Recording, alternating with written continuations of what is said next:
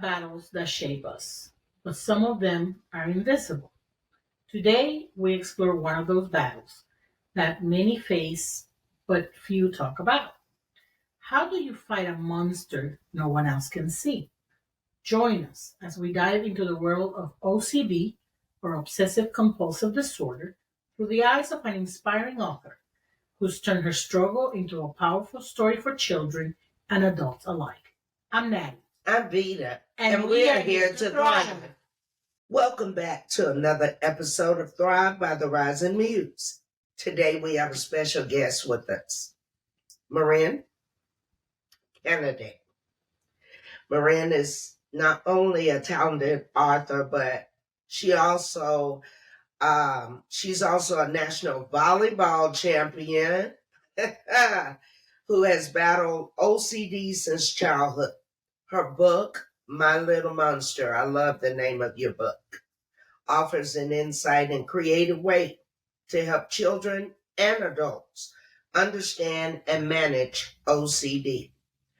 Through the metaphor of a little monster, she brings to light the importance of seeking help, learning coping mechanisms, and taking control of our mental health. Welcome to Thrive, Marin. Thank you. It's wonderful to be here. Thank you for coming. It's a pleasure to have you. Yes. Let's start by hearing about your journey with OCD and how it influenced the idea of writing this book. Sure. Thank you. So looking back, I can identify my struggle with OCD all the way back to kindergarten. But I didn't know what it was at the time. I was not fully diagnosed until my 30s, actually. So I lived a long time without knowing what was going on. Mm-hmm. So it's important to note that I grew up in the church. I asked Jesus into my heart at a very young age through the Awana program. I was at church every Sunday and midweek for Bible studies. It was just very much a part of my life. But the devil was twisting God's message to me with the lie that you're a Christian now, so there's no excuse for making mistakes. Now you need to be perfect. You know better than to sin. I didn't project this on anyone else. It was just the lies that I was believing that he was feeding me. So my earliest experiences with OCD revolved around behaving just right. I would tell on myself and confess any little sin or any little mistake, mistake over and over and over again. Reassurance was not enough to move on from what had happened. It left me drowning in despair. I felt like life needed to stop because I had messed up and I couldn't get over it. So the devil was trying to silence me in shame very early on. And it wasn't apparent to my teachers or my parents what exactly was going on. There was a red flag with the worrying, but it was, oh, she's a worrywart, or she just needs some extra reassurance, right? So it wasn't really clear what was going on with me. Then in junior high, I had my first episode, very serious episode with OCD, and it was revolved around my germs killing other people. I thought I was going to become a murderer. And so in order to make the obsessive thought stop, you have to be able to prove it 100% wrong with OCD. And how do I prove that thought 100% wrong? I can tell myself it's never happened in the past. But what if this is the one time that it does happen, right? So I didn't want to touch. I didn't want to do something like share a snack, touch the food that somebody's going to put into their mouth, and then my germs are going to contaminate them and send them to the hospital. And oh my goodness, all this horrible, thought war is going on. But it was very internal. So I didn't share a whole lot about what I was struggling with. It was just in my own mind. High school continued with 2 major episodes, but I found that I could distract myself with volleyball and studying. With studying, I was driven to make the A. I could lose myself in studying because I had to pay attention to the littlest details in order to memorize, everything that I needed to learn for the test. With volleyball, it was so fast paced that if I wasn't paying attention and I was worrying that worry over in my head, I was going to get hit in the face with the ball or let the ball drop, right? So I threw myself into both studying and volleyball with a lot of passion. I graduated high school as a valedictorian, and I was awarded for the highest GPA in my graduating class in college.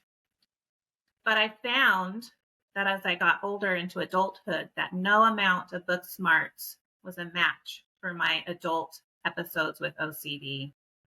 I no longer had volleyball. I no longer had studying to distract myself. Now I'm a mother with 3 young children under 5. They're all depending on me, and the pressure was just mounting, and my obsessions returned. As I would lay them down for bed at night, I would sit outside the door and look through Yahoo's, news stories. And there was a news story that caught my attention about sexual abuse that just horrified me. And then my little monster, the devil speaking to me in my ear, says, that's going to be you. You're next. You're going to be the abuser. You're going to, mishandle your children. You are a danger to them. And it was just so overwhelming to me, and it was so disgusting to me that I couldn't sleep, I couldn't eat, and I couldn't function throughout my day. All I could do was fight this thought. No, this is a lie. How do I prove this 100% wrong? And the devil lies were tormenting me. I will drive you crazy with no food, no sleep. You're drowning in isolation. You're all by yourself, so I've got you where I want you. I could feed you my lies, and you're just shamed and silencing you. And then I would see other news stories about, mentally ill people snapping and doing something horrible. And so it was believable that maybe I was going to be next. So I made up some very strict rules for myself to live by with my children. No skin to skin contact. I'm changing diapers, I'm potty training. You have to be incredibly careful. You get a wiggly child out of the bathtub, you can't touch their skin. You have to dry them very carefully, or you're a child abuser. It's what I believed. Now, is that true? No, absolutely not. I could only tickle with one finger, and that had to be on clothing. No sitting on my lap at all. And I needed help strapping them into a 5-point harness in their car seat in the car because it snapped in between their legs. It was just so disturbing to me that was child abuse. Mm-hmm. So I would teach my 5-year-old how to do it, and I would check the straps at the top to make sure that it was secure. So after very careful living, I was able to convince myself that I'm not a child abuser. Mm-hmm. And that Satan cannot make me do anything that I do not want to do. Mm-hmm. That is a lie. So I had a 2-year break, and then my second adult episode hit. And this time was just devastating to me because I couldn't say that this was a delayed postpartum depression. That this was a midlife crisis. No, this was something that was going to be around for the rest of my life. It was becoming apparent to me. So it was so devastating that it returned. This time I had multiple obsessions. I had disturbing thoughts again. I had violent thoughts. I had thoughts about religion. Which one is the true religion? Do I have the right one? Am I going to heaven? I feared that loved ones were going to die. I feared, what if I have to work with OCD? My mind is not working correctly. How could I hold a job down? So the one I'm going to talk about most is the religious obsessions because they were particularly difficult for me. Remember, I grew up in the church and I accepted Christ at a young age. But OCD and mental illness shook the very foundation of my faith. I started wondering, how could a loving God create me to suffer this way? How could he give me OCD? Is there even a loving God? So I started researching other religions and what they say about God, and I got really, really confused because there's just so much information out there.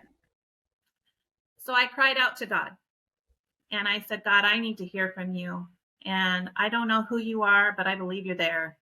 And I need something that the devil can't take and twist into lies, because that's all I hear every day is lies. I need truth.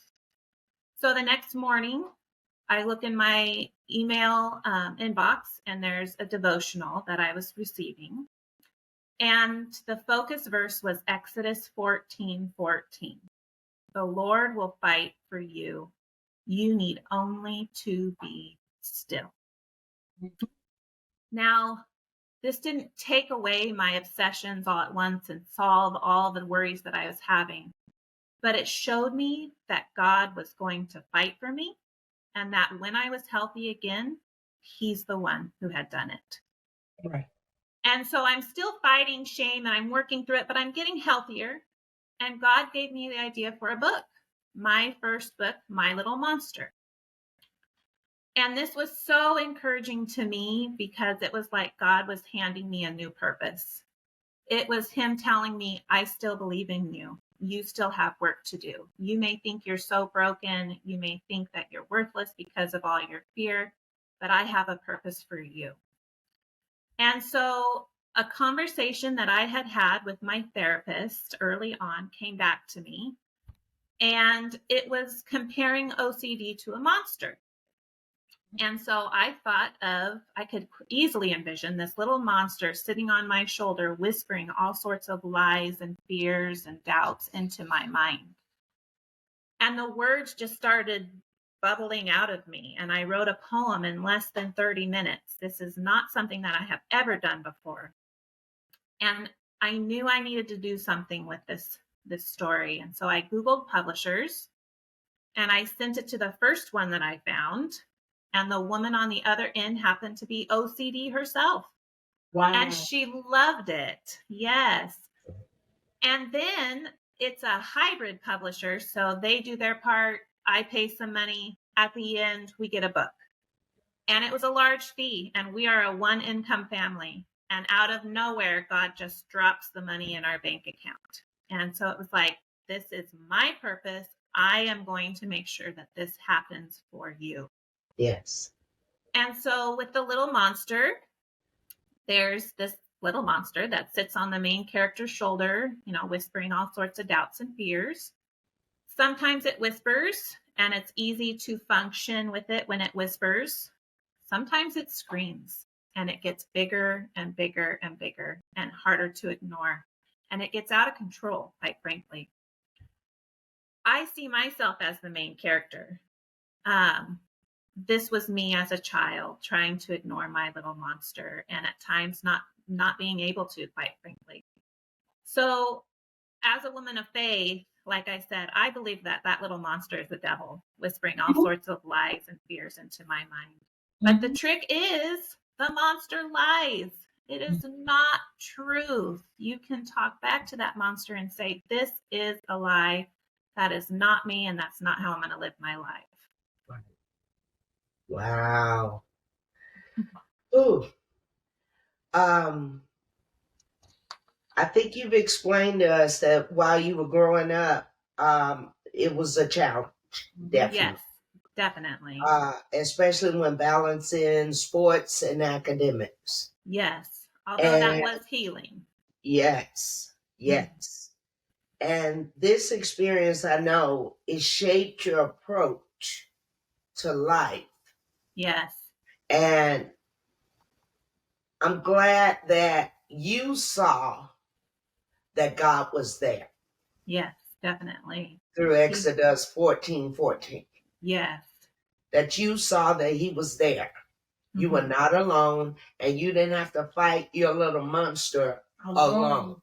Right. And you know what? That was the lie for the longest time. It's up to you to get yourself out of this trouble. I felt like I had been locked in a room and somebody had hidden the key. And it was up to me to find it to let myself out. And that was a lie. It's God. God was going to come in and God was going to prove these fears wrong one at a time. Yes. And then tell me how much he loved me and how much he is going to support me and get me through the rest of my life. In the book, you talk about seeking professional help. Yes. And how important it is. Right. How can you explain to our listeners Sure. how important, how pivotal that Yes. is in the process of healing? Right. So in my first episode as an adult, I was desperate not to go to a doctor and a psychiatrist and a therapist. I had a very negative view. I thought that was for weak people. And I am not weak. I am an athlete. I am a student who, has studied hard. I am not weak. I don't want anything to do with that. But I found myself in a place where I needed help desperately. And so I did seek help my first episode. But as soon as I found myself getting better, I stopped going. And I used a starter packet of medication to then get off all by myself without telling the doctor, without asking advice. And I would not recommend ever doing that. No. And so then when the second adult episode hit, I was completely unprepared. I was not on medication. I didn't have my doctors lined up, so I had to start the process all over again. And sometimes it takes a long time to get into the doctor. And so, but when I found a Christian therapist, who then recommended a really good psychiatrist that has been very helpful to me, I got on medication. That's another thing. Medication, I didn't want anything to do with. I'm an athlete. I can handle pain without medication. I can do this. I don't need, you're weak if you take medication, right? In my mind. And even in the church's mind, sometimes that you should not have to take medication. Your faith should be strong enough to heal you. Right. So I didn't want any part of it, but it was completely necessary. And let me tell you, it's been so helpful. Yes. It takes away the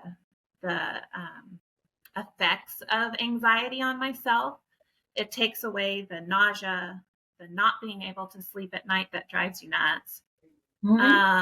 The always needing to drink water but never having enough. It just dry mouth. So it helps take away that stuff so that I can focus on what's truly going on in my mind. And then with the help of the therapists, they're giving me tools to fight back and say, no, this is a lie. And one of the things that was so freeing was reading a book about OCD and realizing, oh, I'm normal for OCD.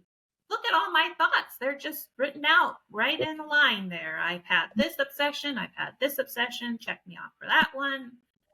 And it was like, oh, okay. So if all these people around the world with OCD are having the same thoughts, clearly they're not all true. If every single one of us was a murderer, then this world would be, half of my people will be dead. Exactly. Yes. So I'm going to be the percent that never acts on their obsessions, and so that helps me prove my thoughts as lies from the devil. What would you say to others about the importance of what kind of support they need to get? Yes, right. I would tell them, do not be afraid, especially if you're a parent that's taking a child. Don't be afraid to take your child to get professional help. They need it. This is a anxiety disorder that is difficult for adults and children alike to fight. And if it's hard for an adult to fight it, then clearly a child is going to need extra help too. And so I would say it was really helpful to me to have somebody come with me, not just me, myself, even as an adult, somebody to come with me to help me listen, to help remind me of the tools that they were giving me, and to remind me even about medications, because for a while there, I was so sick that I couldn't make heads or tails of anything. And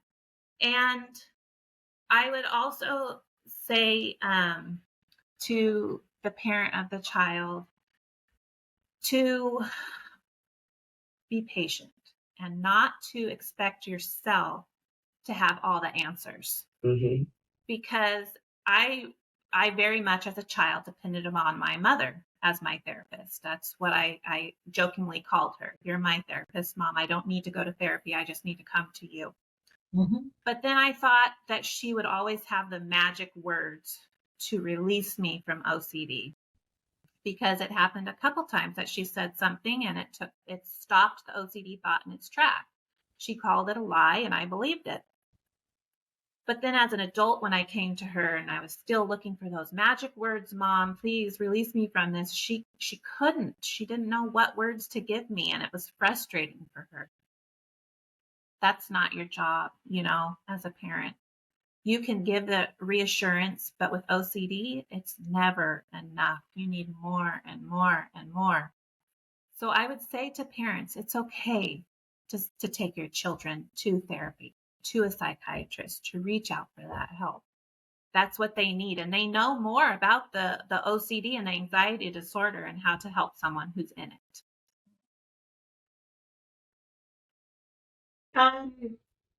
Since you started with the symptoms as a child, Yes. now that you look back, especially to help parents identify, what kind of things did you see in your childhood that you could tell parents these are some signs that you may be dealing with a child struggling Right. Okay, so with me, it was constantly telling on myself as a young child, always having to be in trouble for something. Like, for example, I would ride my bike and I was terrified of riding over a sprinkler and breaking it. And so I would focus so hard on not doing that I ended up riding over a neighbor's sprinkler. And so I rode down to my dad, to our house, and my dad was there. And I said, Dad, I think I broke the sprinkler, not knowing that if it's broken, you would know. Right. So he came down and checked, and it wasn't broken. But I had to keep checking with him. Is it okay? It's not really broken. Are you sure? I rode over it, So it's that checking again and again and again and telling on yourself again and again and again with reassurance, not solving the problem. When I got to adulthood, it looked very different. Mm-hmm. It was I can't eat, I can't sleep. Sleep was a huge one. If that would have happened as a child, I'm sure that my parents would have taken me in to get help sooner. Right. But since I was able to cope, since I was able to function with my OCD at that age, it was really mainly the telling on myself and the need for reassurance. As an adult, it became I couldn't function. Right. I would think that it's because you had more responsibilities. I think so too. The pressure of it all. As a child, you're responsible for school and yourself, but Mm-hmm. now you had, you're a wife. You had responsibilities of a household. You had children. So I think that probably was what exacerbated and changed Yes. the obsessions. Yes. And they say that stress can be a trigger Mm-hmm. for OCD. I can see And that. I very much believe it. I mean, we had moved homes. So I had packed up pregnant and moved homes when the baby was, I think, a month. And she was born with special needs. She had hip dysplasia. So we were at Valley Children's Hospital, frequently. Right. And I was having, an upset baby in a little harness that they had her in that you couldn't take her out of Mm-hmm. except for once a day to bathe her. And so Mhm. she was miserable. I was miserable. there were just so many different stress factors that went into it that you look back and it's like, well, yeah, that's why I crashed. Mm-hmm. Yeah, and then when somebody normally becomes a new mom, you're already obsessing about all the Right. things and the Yes. anxiety of am I Yes. doing right? The joke of people that say when they leave the hospital, are you really trusting me? Exactly. This Yeah. is for me now. Right. So I imagine somebody with anxiety disorders Yes. in general, it will be a harder. Yes. And it was strange because it came out of the blue. Like I said, my kids were 1, 3, and 5 when it hit the first time. Mhm. So I had spent 5 years caring for children, caring for my children without any problem, without any doubt, any fear of abusing. And then all of a sudden, the next moment, I'm this horrible, rotten person that I can't prove myself not to be. Mhm. And my mom, that's why when I came to her, she wasn't able to help me as much because she was confused. Like, Mhm. you've raised your children. What are you talking about? I Mhm. touched my child's leg when I was drying them off. What are you, what I don't understand what it is that you're struggling with. Right. Most people, when they think of OCD, Mm-hmm. washing your hands Yeah. 500 times a day, Right. throwing away the soap, opening a new bar of soap. Right. You see what I'm saying? Yes. Um, what else? Checking the doors. Checking the Checking the door. doors. You got to do it a certain number of times. Right.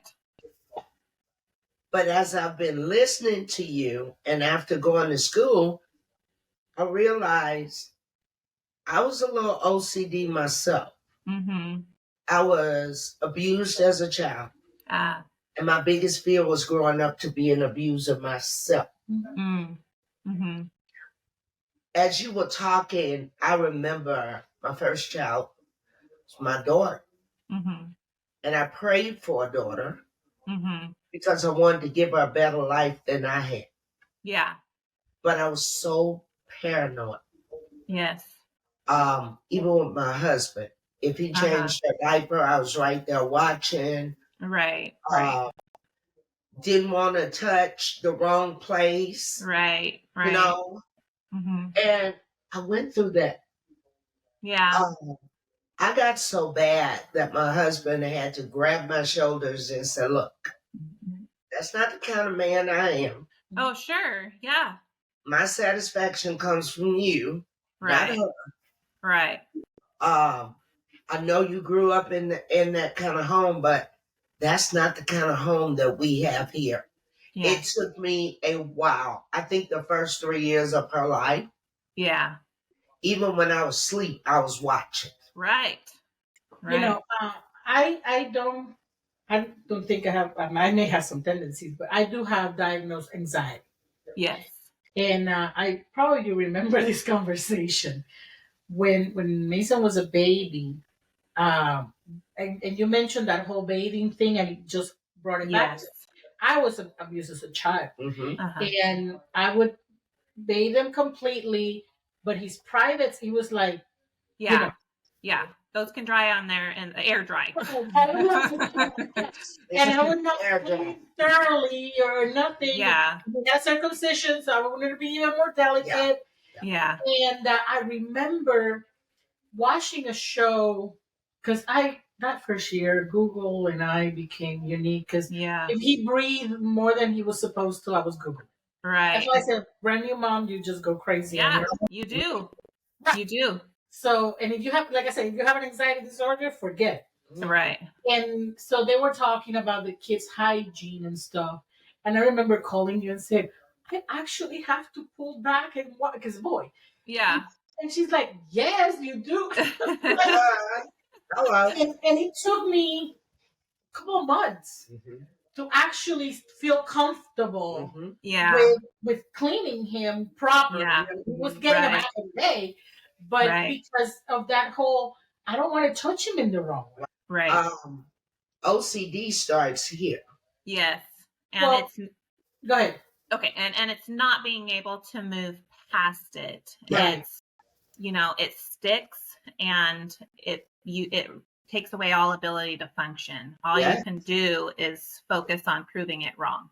And you have to remember, those thoughts don't necessarily mean you have OCD, because you do have anxiety. I definitely have so anxiety. and OCD is within the anxiety disorders.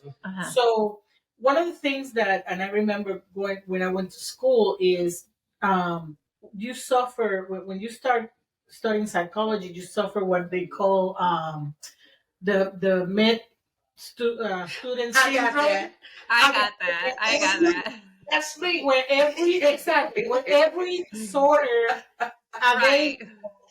it's you have it, because you can relate. Relate, because there are personality traits that you may have, or there are traits of something that you may have. It when you go to the DSM, you actually realize that it has to be a certain amount of time, and like you said, you can't move past it, and it has to be persistent. The fact that we have, like I said, in my case, I know I may have some traits, because I know some things that can be like very about it. But in me, I know it's the anxiety. My diagnosis is a generalized anxiety disorder. And when I get obsessive about things, but in my case, it's not.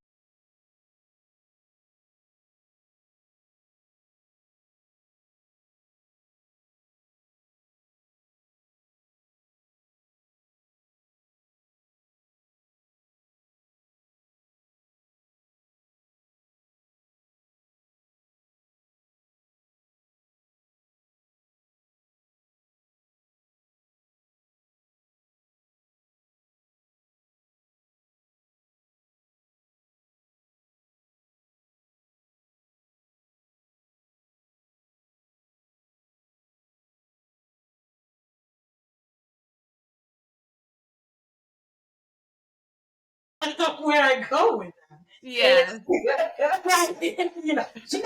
She never said she had it. It's just that was me trying to make a point. Because you're hearing mesothelioma, you don't have that.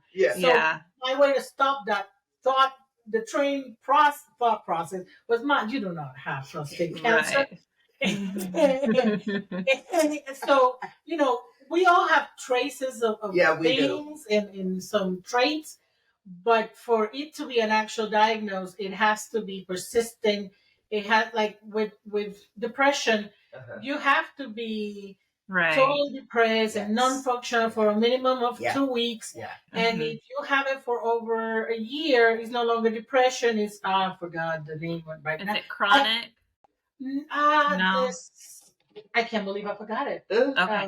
But it's a whole nother name. Okay. It's not major depression. Now you have several episodes. Is major depression with recurring episodes. So everything is categorized differently. But we especially when it comes to anxiety, and especially if you have anxiety and you're reading the MSN, you have everything. Yes. Mama, I know you're laughing from heaven right now, because you know what I'm getting ready to say. My mom used to watch Dr. Oz. Oh, she had everything. Every episode Dr. Oz had, she would call me. She lived in Alabama. She would call me and say, I got this. I got that. Really? I got it. I'm going to tell you what happened. She'll tell me, Mom, no, you don't. I mean, she really had to stop watching Dr. Oz. Because she was hooked. And she swore she had everything. And it's like, when Daddy told my mom, okay, Mama, I know you don't have prostate cancer. Okay, let's just get that out the way. But my mom thought she had everything when she watched Dr. Oz. And that's where my book can talk to more people than just those with OCD. Because we all do have that little monster sitting on our shoulder saying, you're not right. You're messed up. What if this happens? What if that happens. Have you thought about this? Or, you know, screaming or even just whispering. And as you listen to it, it gets out of control. And so I feel like, yeah, it's definitely OCD, but it can also be related to, you know, anxiety or just flat out listening to the lies that are being told to you. Yes. Right. Believe it By or the way, not. I had to find because that is one of my obsessions. When I try to find something, I have to look it up. It's dysthymia.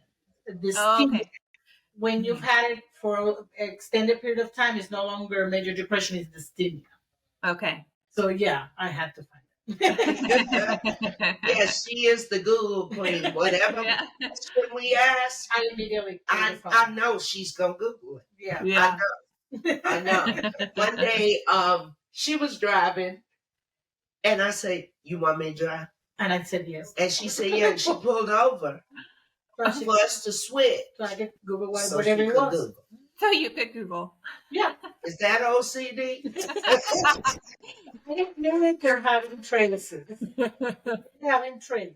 Yeah, but it's good though. It's like Well, she wants the facts. She wants I to do. find Yeah. out the truth. I do. yes. Okay, but she's obsessed with finding out the truth. Right. Because I have So many questions. I can relate. So when I had my second episode, like I said, I worried about being able to work because how in the world could I hold down a job Right.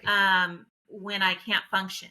You know, they're going to rely on me to get certain tasks done, and I get lost just trying to think of, you know, have I, you know, tied my shoes correctly? You know, I can't function. Right. And so I would get on the job search sites on the computer. The computer probably could tell that I was OCD because I was on every 2 seconds searching for a new job. Okay, well, maybe I could do that job. Oh, no, that job's not there anymore. What? Okay, well, what would I do now? Oh, I could do this job. No, I'd have to work with blood. No, I can't do that. You know, or I could do that job. They'd fire me, you know. So it was very overwhelming to me to not be able to find a job that I could do 100% with OCD and to me support a family as well, you know, that would pay enough. Right. So I became very obsessive with it. I would check, you know, over and over and over again to the point that I almost forgot to pick up my kid from school because I was so, you know, trying to solve this problem in my head. And I finally had to realize that I was trying to control my life and that I cannot control my life. I cannot say that there will be a job there that I can do when I need it because I'm not in control. But there's a loving God who is in control. Yeah. And he promises that he will take care of you and that when you need it, he will be there. And I've learned to journal and to write my prayers out, but not only my prayers, but the answer to prayers. And so I can look back and say, wow, look how God was there when I needed him, when I needed him there. You know, I didn't have to worry. He just took care of it. Right. Oh, and look at that other time. And I start to notice that, oh, this is happening over and over and over again. Yeah. I don't need to worry. God has got this in control.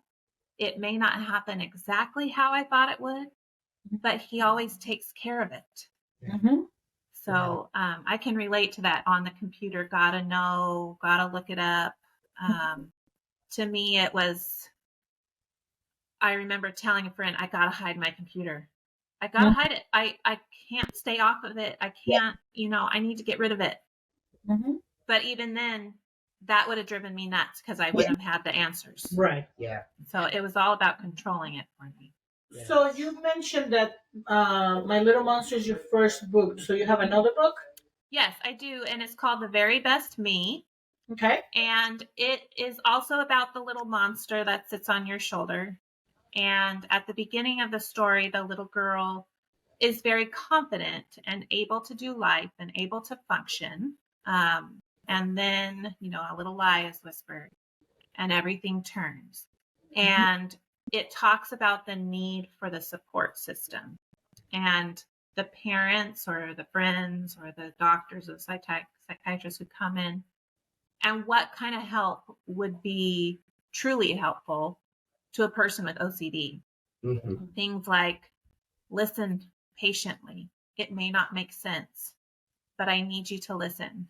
And patiently is the key, because the little monster is everything but patient. The little monster is angry and screaming and so disturbing.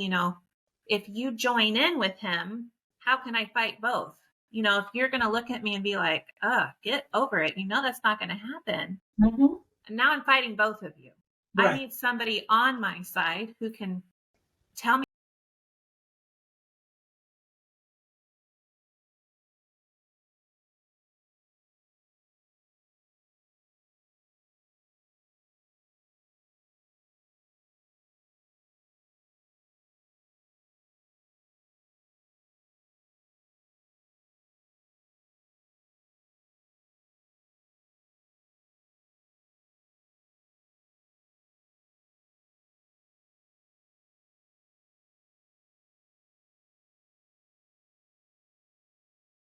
Supposed to be more than enough.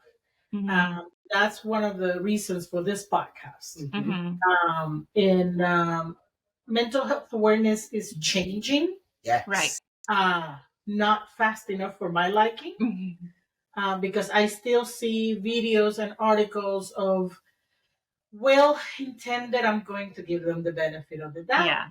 Yeah. Christians saying you're just not praying enough, you're not, Right. your faith is not strong enough, and that's Right. why you're having these struggles. Mm-hmm. And as a mental health professional, as a Christian, and as somebody who has mental health diagnosis, it drives me bananas that it's not true. That's one of the lies, Mm-hmm. and it's hurtful, because so many people could be functioning better in life Right. if they could get the help they need, Right. instead of believing that God disapproves of them getting Right. help, That there's and shame in not it. and that there's shame in it, and not understanding that mental health is a mental health condition is just like a physical condition. Right.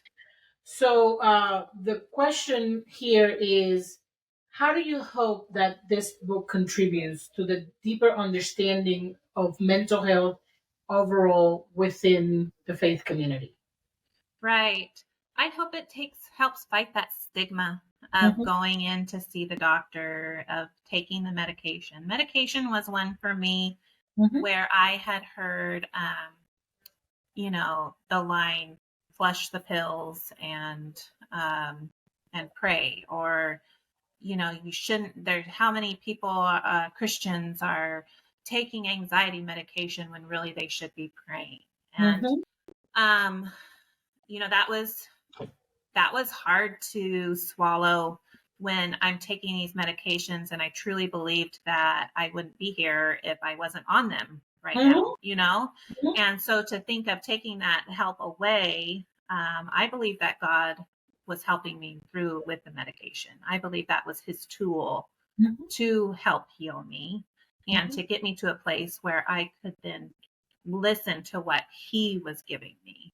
Mhm. So, I hope my books help challenge those thoughts, and I hope they challenge more of an empathetic view and coming alongside somebody who is struggling, and to give truth to the person, and to the mental awareness that it's not a faith struggle. Right. It's a mental, it's a health need that needs to Mhm. be addressed. Amen. Definitely. If I did not have a doctor Mm-hmm. who recommended that I take medication for depression and anxiety, Mm-hmm. I would not have gone to college at 54. Mhm. Mm-hmm. and graduated a year early, a week before my 57th birthday with the honors. Yeah. I never felt like I was good enough. Never. Yeah. Started college right out of high school. My mind was still messed up from being abused as a child. Right.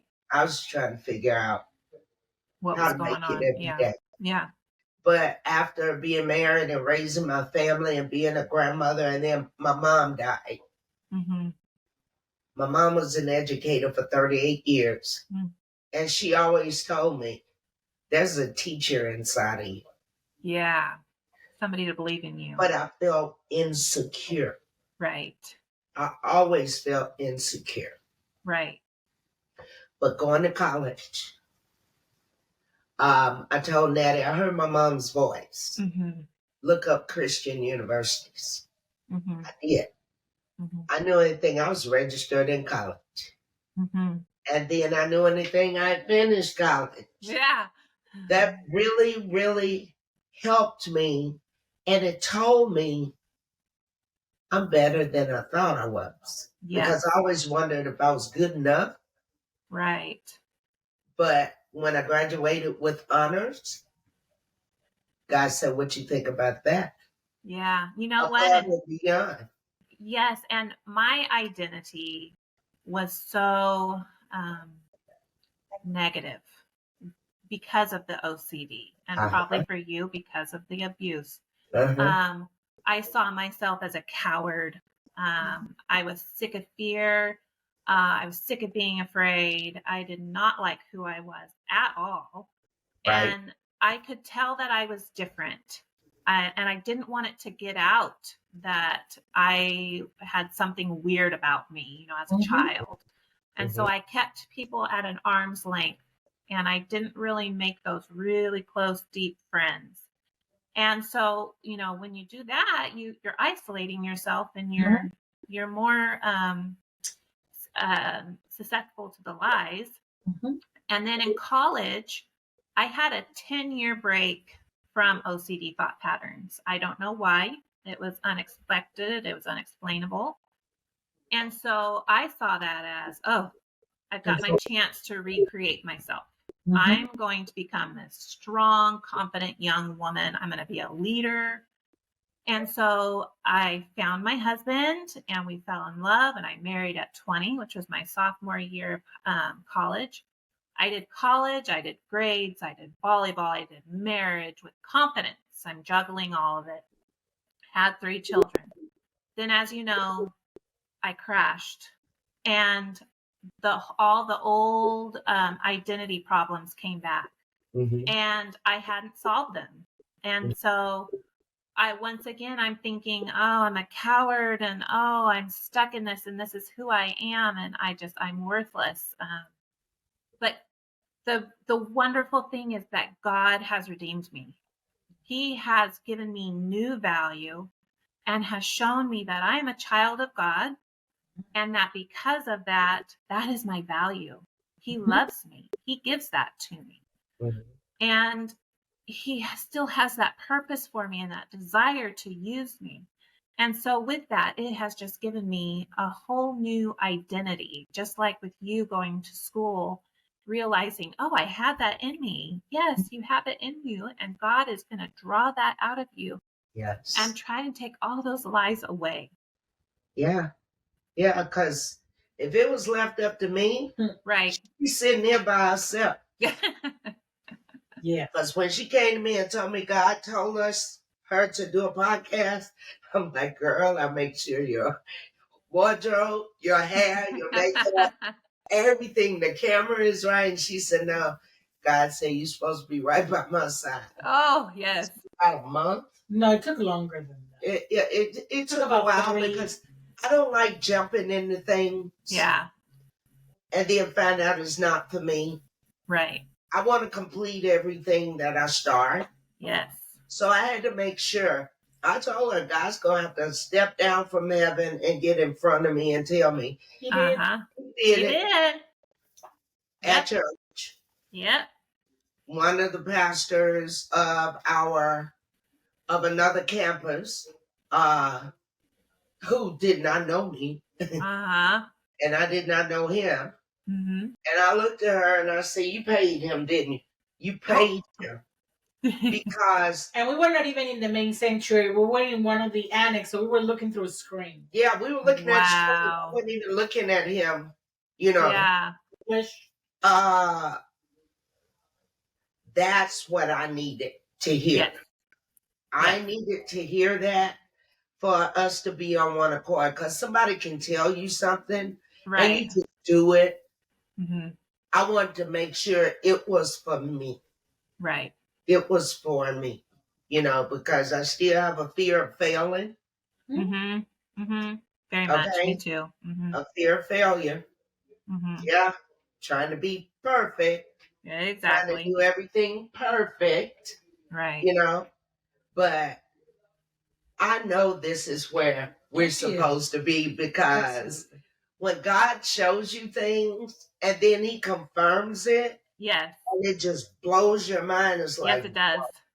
okay, all right, I hear him. I hear you. That's what she's looking at me. I'm like, okay, I hear him. I give up. I give in. Yeah. What do you want me to do? Yeah.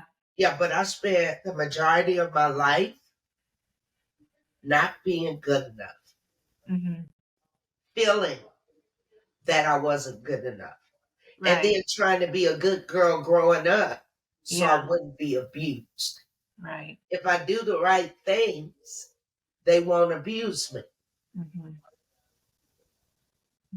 So I just loosened up in the last few years. Because when we came together 8 years ago, I was tight. Yeah. But Celebrate Recovery helped me to Yes. realize who I am. Mm-hmm. I am worthy. Mm-hmm. I am good enough. Mm-hmm. And what happened to me was not my fault. Right. So I didn't have to try to be a good girl to keep it from happening. That was Satan. Mm-hmm. But God brought me out of it. And look where we are now. Yes. We're doing everything we can. And God brought her out of her abuse. And Yeah. now we're trying to do whatever we can to get the community aware. Yeah. Therapy is good. Yes. The proper medication It's will good. work. Yes. I know that for a fact. Yes. It will work. Mm-hmm. my biggest example with medication, I had a supervisor, and she didn't. It's one of those God things, because she didn't know I was taking medication Mm-hmm. when she brought me this conversation, and we're just having lunch together, and she told me, I suffer with depression. I take medication, and she's a Christian, and she said, I'm a better Christian because of the medication. Ah. When I don't take my medication, I have these voices in my head that are telling me all these lies. Yes. I can be a good wife or a good mom because I stay in the bed, I don't cook, I don't clean. I'm not a Right. good Christian because I'm not reading my word. I Yeah. don't feel like going to church and serving my ministries. I don't do what I'm supposed to do. Mm-hmm. I'm not good at work because I'm in my You're obsession. stuck. Yeah. You're stuck. I am having these thoughts of not being here. Mm-hmm. And when I have my medication, I'm a great Christian. I can read my word. I can actually hear from God. I Yeah. can actually go to church. I can actually work in ministry and Right. serve other people. I can be a good mom. I feed my Interact child with and my people. wife and my husband. Yeah. And I can, do all the things I'm supposed to do. And Yeah. it was one of those things that for me, it was not so much the faith part that kept me away from medication. I like you said, flushing them, starting back Yeah. and forth. It was the fact that I was a counselor.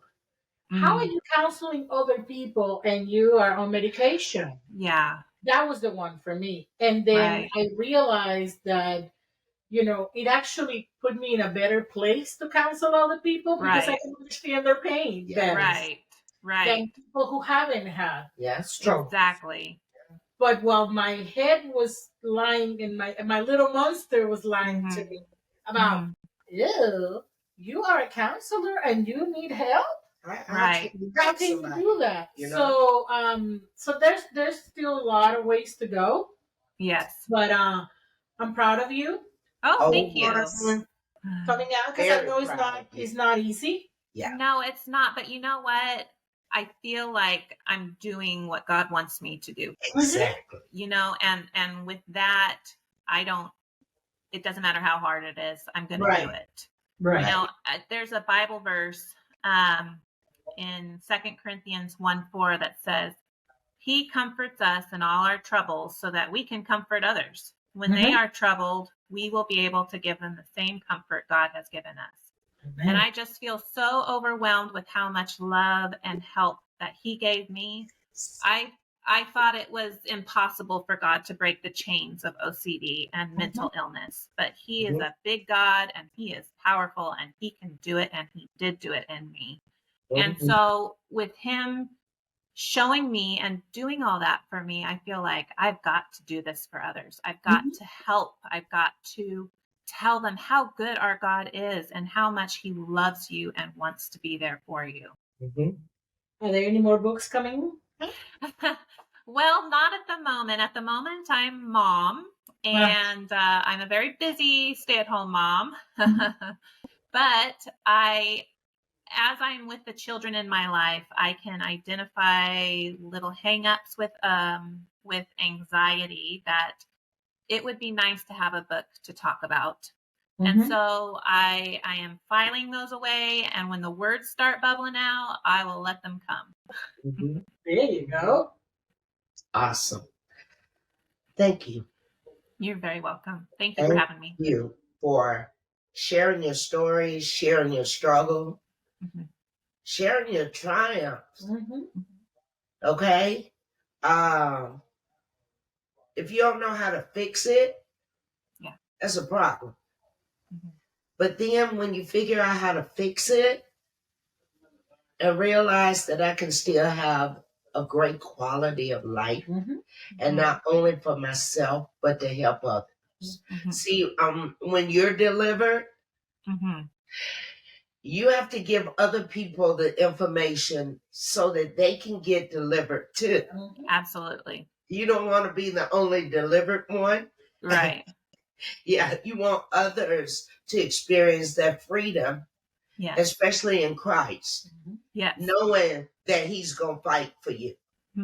Knowing that His thoughts are above our thoughts. And when we have faith in Him, He shows us that we can do all things, but through Him.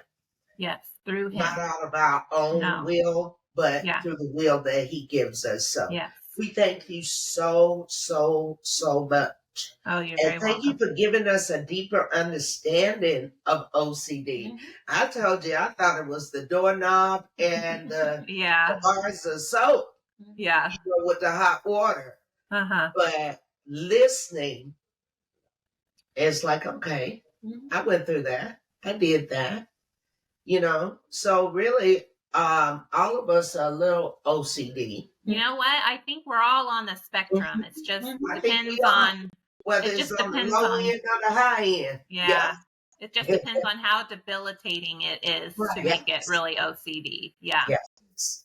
But thank God, my grandma used to say, and now I know what she said, thank God for Jesus. Oh, yes. That's what she used to say, thank God for Jesus. Yes. Yes. But we thank you, and we're proud of you. Oh, thank you. Because it takes a certain kind of person to not only share your story, but to share your story in an episode that's going to be viewed by a lot of people. And then on the radio, that's going to be listened to by thousands of people. And what gives me the courage is to think of that one person who needs to hear it. One person struggling. It's worth it. Yes, absolutely. Yeah, it's worth it. Thank you, thank you, thank you so much. And I want to tell our listeners to be sure to check Marin's books. Yes. My Little Monster. And what's the Very Best Me. And The Very Best Me. Very Best We're going to have the links in our description. Yes. And if you are, or if you are or know somebody struggling with OCD, know that that's the perfect tool to start, especially Yes. if you identify it in your children. Sometimes children's books help adults too. Yes. So it's a perfect way to start facing your monster. Definitely. Yes. And remember, you don't have to fight alone. God is Yeah. right there with you, and there is help available. Amen. Absolutely. Thank you, Marin, You're very so welcome. Thank you so much, Marin. And You're have a welcome. blessed day. Bye-bye. Bye. Bye. Thank you. That's it for today's episode of Thrive by the Rising Muse. We hope that you found today's conversation both insightful and empowering. As always, don't forget to subscribe, leave a comment wherever you listen to podcasts. We'll be back next week with more inspiring stories and practical tips for thriving in faith, family, and mental health. If you think you're having a mental crisis, dial 988. If you know someone that's having a mental crisis, dial 911 or take them to the nearest emergency room. There is help for you. And if you think you're in a domestic violence relationship or you need to talk to someone, dial 800-799-7233 or text to 887-888. But make sure that you're in a safe place when you're doing this outreach. Please be safe. And don't forget to thrive. Have a blessed day. Bye-bye. Bye-bye.